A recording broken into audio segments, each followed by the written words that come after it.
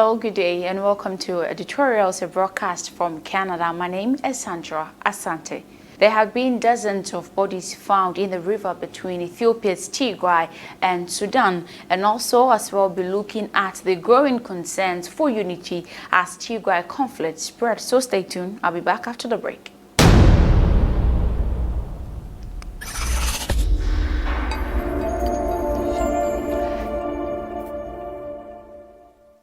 You're welcome back from the break. Thank you for joining me. At least 30 corpses have washed upon on the Sudanese bank of a river that blocks Ethiopia's northern region of Tigray, according to the 2 Ethiopian refugees and 4 Sudanese witnesses who told Reuters news agency on Monday they had retrieved their bodies. The bodies were found in the Satit River, known in Ethiopia as the Tigray, which runs along Ethiopia's borders with Eritrea before crossing into Sudan, the point where the 3 countries meet. Dr. Tewodros Tefera, a surgeon who escaped from the Ethiopian border town of Humera, told Reuters he had buried 10 bodies over the past 6 days in Sudan and was told by local fishermen and refugees another 28 had been recovered, including 7 on Monday. They were shot in their chest, abdomen, legs, and also had their hands tied. He said, adding that he had been able, with the help of the refugees, to identify 3 bodies belonging to Tigrayans from Humera. Many Tigrayans, on the other hand, from Humera fled into Sudan when the fighting began.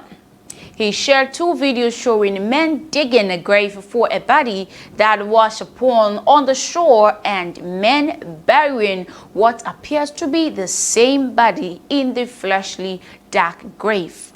Reuters also reported this one. An Ethiopian refugee from Humera who asked for anonymity for fear and repercussions for his family still in Ethiopia said he found 9 bodies. We found 9, they tied them up with a rope and they were swollen. But there was no mask of them being hit or shot, he explained this one. He shared pictures also showing bruised and swollen corpses lying on the banks of the river as well. So Redwan Hussein, head of the Ethiopian government's emergency task force on Tigray, and Colonel Getnet Adani, Ethiopia's military spokesperson, did not respond to a WhatsApp message for comment on the bodies, while Berlin Seyum, the Ethiopian's prime minister's spokeswoman, did not respond to a request for comment. Reuters reported this one. So on Monday, an Ethiopian government-run Twitter account said accounts of floating bodies circulating on social media were due to a fake campaign by the Tigrayan propagandist. But the account of the Ethiopian refugee who bolstered by witnesses in Sudan. 2 local Sudanese officials and 2 Sudanese residents of the town of Wad al-Hilal village near the Satit Dam in Kassala state, who asked not to be named for fear of reprisal, said they had also retrieved about 20 bodies from the Satit River, 5 on Monday, 9 on Sunday, and 6 on Saturday. Some of the bodies had been shot, others had their hands tied up, but had no other visible injuries, the 4 told the Reuters. The village is about 24 kilometers from Hamdayat camp in Sudan, where the Ethiopian refugees also found bodies. But war erupted 8 months ago between Ethiopia's central government and the Tigray's ruling party, the Tigray People's Liberation Front. Tigrayans have previously accused Amhara forces allied to the central government of dumping bodies. Their accusation they deny. But in recent weeks, fighting has spread from Tigray into Amhara and Afar as well, 2 regions neighboring Tigray, risking further destabilization of Africa's second most populous nation. Now we are looking at the growing concerns for unity as Tigray conflict spreads through the region. So there are increasing concerns about Ethiopian unity as the conflict in the northern Tigray region escalates. The 9-month-long war between Tigrayan forces and the Ethiopian army and its allies had been mostly contained in Tigray itself. But the fighting is spreading into the neighboring regions of Amara and Afar.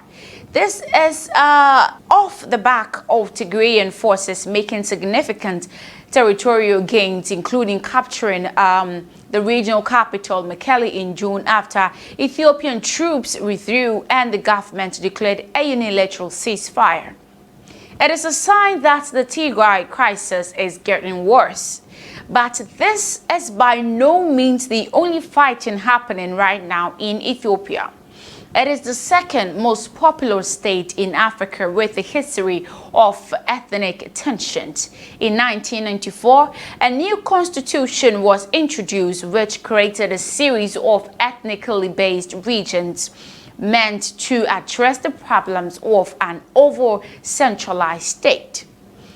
Until 2018, the governing coalition was dominated by the Tigray People's Liberation Front, the TPLF, and was criticized for crashing any dissent. After Abiy Ahmed, who comes from the largest ethnic group in Oromia, became prime minister in 2018. He made a series of bold liberalizing moves to end state repression.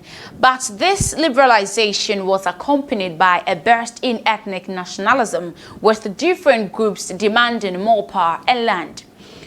You have a plethora of ethnic welfare, says Rashid Abdi, a Nairobi-based expert on security in the Horn of Africa, on hotspot in the western Banishangwa-Gumez region, which borders Sudan and South Sudan, and described by Mr. Abdi was a perennial flashpoint. About 200 people were massacred in an attack in the region in December. Last week, regional authorities said security forces had killed more than 100 fighters from an armed group that is blamed for ethnically fueled attacks. Also jeopardizing stability in the historic border dispute between Sudan and Ethiopia over fertile agricultural land in the area known as Al-Fashaga. It is claimed by both states the dispute has led to skirmishes between the two armies amid the conflict in Tigray.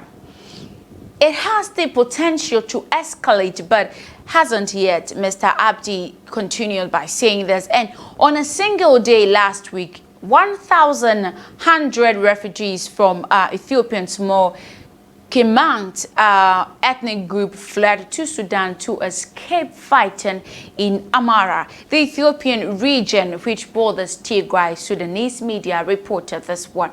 Amara regional authorities have over the past decade accused neighboring Tigray for stoking the ethnic feud which Tigrayans deny. Adding to this once, the flare-up in a long-running dispute between Ethiopia, Somali, and Afar regions, dangerously close to the Djibouti border, and a growing insurgency against the Ethiopian military in the Oromia region. And it is easy to see why Ethiopian watchers are worried. Ethiopia goes through the historical cycles of being robust and then precarious, and it's at one of those very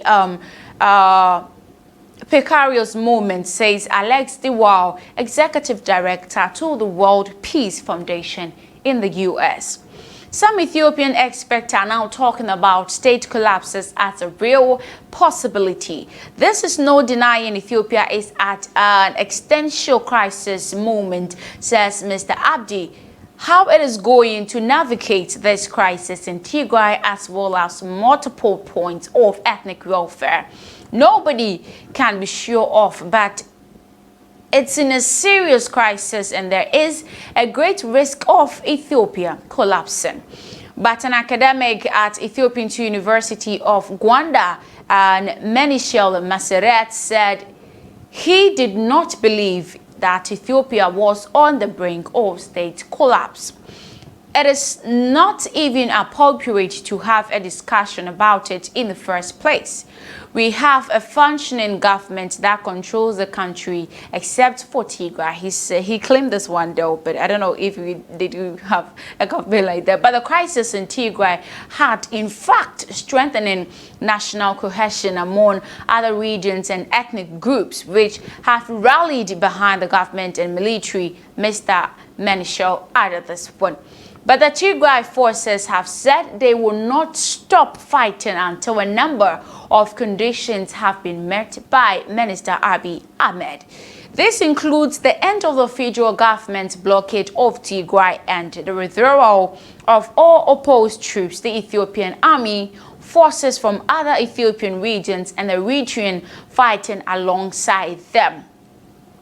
The blockade refers to the federal government's shutdown of all electrical, financial and telecommunication services in Tigray since Mekelle withdrew in June. International organizations have also had difficulty getting much-needed aid through. General Sadkan Gabretensai told the BBC News Hour program on Sunday that Tigrayan forces will continue to fight, including in Afar and Amhara regions, until their ceasefire conditions have been met. All military activities at this time are governed by two major objectives. One is to break up the blockade, and the second is to force the government to accept our terms for a ceasefire and then look for political solutions. The general added that the Tigrayans are not aiming to dominate Ethiopia politically as they have in the past. Instead, they want Tigrayans to vote in a referendum for self-governance. The conflict has caused a massive humanitarian crisis. The United Nations Children's Agency, UNICEF, said on Friday that more than 100,000 children in Tigray could suffer life-threatening malnutrition in the next year, while half of the pregnant and breastfeeding mothers screened in the region are acutely malnourished. Food expert says that 400,000 people in Tigray are experiencing catastrophic levels of hunger. All aid routes in Tigray were blocked except for one road from Afar region where food convoys have recently been attacked, reported by the pro-government militias. The Tigrayan forces said they are hoping to force open a new aid corridor via Sudan by defeating the Ethiopian army and Amhara troops stationed there. The UN says an estimated 5.2 million people in Tigray need humanitarian assistance, while the recent spread of fighting in the Afar region has left thousands that are displaced in a desperate need of food and shelter. This is where I end today's editorials. Thank you so much for watching. My name is Sandra Asante. Do have a great day.